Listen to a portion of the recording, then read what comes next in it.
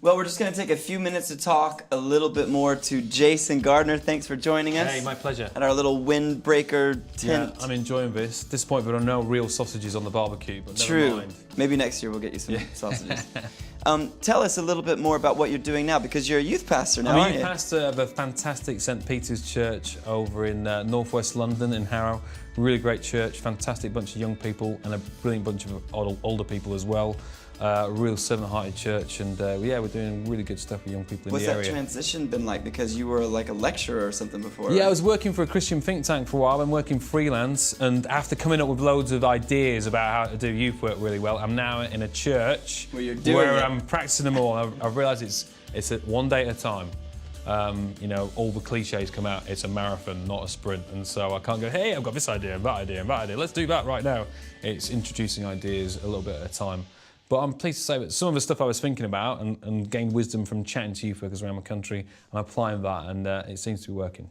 It's interesting to use that analogy about the marathon versus the sprint, because that's kind of the overarching theme for what we're doing, which is going the distance, staying the course. Yeah. What do you think youth discipleship has to do with that?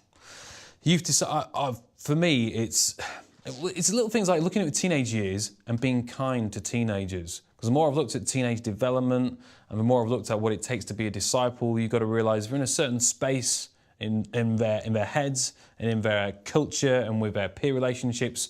So you've got to say, okay, they're thinking like that now, they're acting like that now, but I want to steer them towards, okay, this is what it's like to be mature in Christ, and you can grow towards that now. But it's also about, for me, in one sense, doing away with youth ministry and saying, hey, we want you to be adults. We want you to be responsible for what you do in church and how you act outside of church and how you get involved in the mission of God. So we want to train you to do that right now and do away with the cliches of you are the church of the future.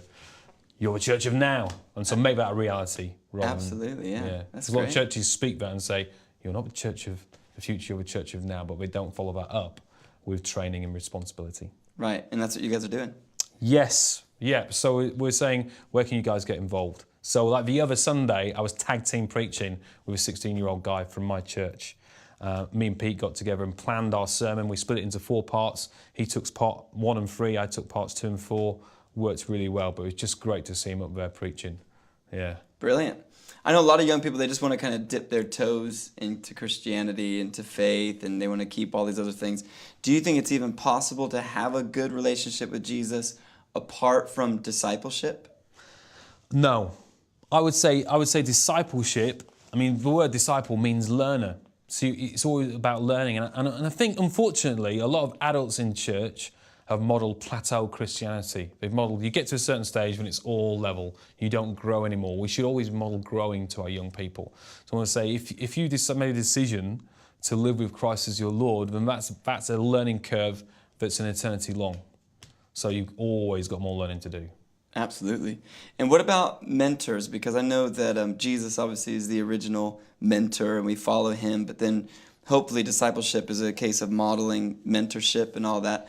But what, for a young person, what if that mentor falls and they fall from grace or, whatever?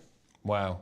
Well, unfortunately, it's like Andy did a great job in the Big Top in the morning the other day of just looking at how many serious figures, serious disciples of Jesus and God throughout the Old Testament and New Testament were amazing mentor figures, but they also fell from grace as well. They have their stories of making mistakes and rising again. And certainly that's a story of Peter, one of the greatest disciples. He fell, but he rose again. And so you've got to be able to model that, definitely. And we've got to be gracious within churches. But it takes time to reinstate people after those kind of falls. Absolutely, and saying sorry, and moving past that and receiving that forgiveness, and that's all part of the model, isn't it? Yeah, church has got to do that really well.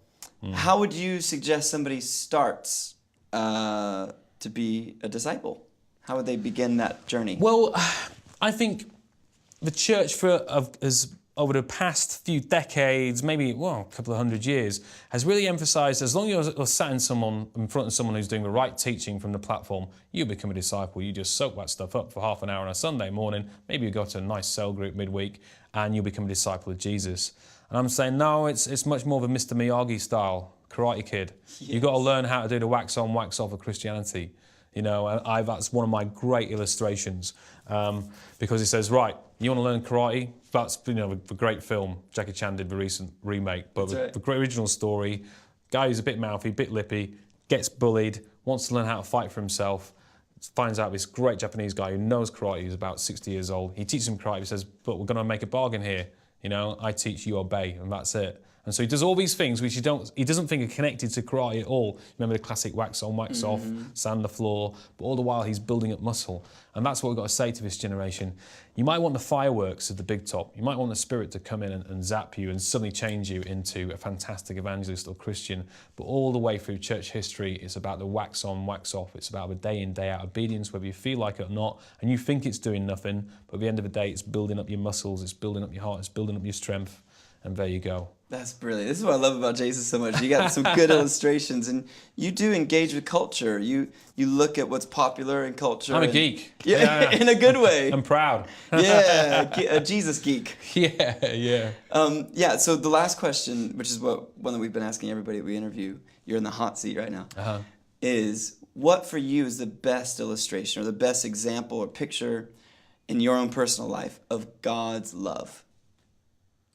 Wow. My own personal life. You know, it's becoming a parent. I know it's one of those things, but it's since becoming a parent, I've recognised, someone said it best, when I became a parent, I recognised how hard it must be for God to create something and then let go of it. And that's love, in a sense. And God created us, but then let go of us and said, I'm not going to force them to do my will day in, day out. They have to choose it for themselves. And I recognise that since becoming a parent. It's just the grace of God in that.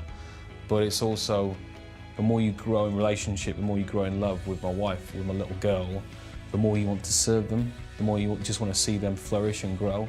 And that's what God had planned for us. The more that we fall in love with Him, the more we want to serve Him, the more we want to be obedient, and we grow from that.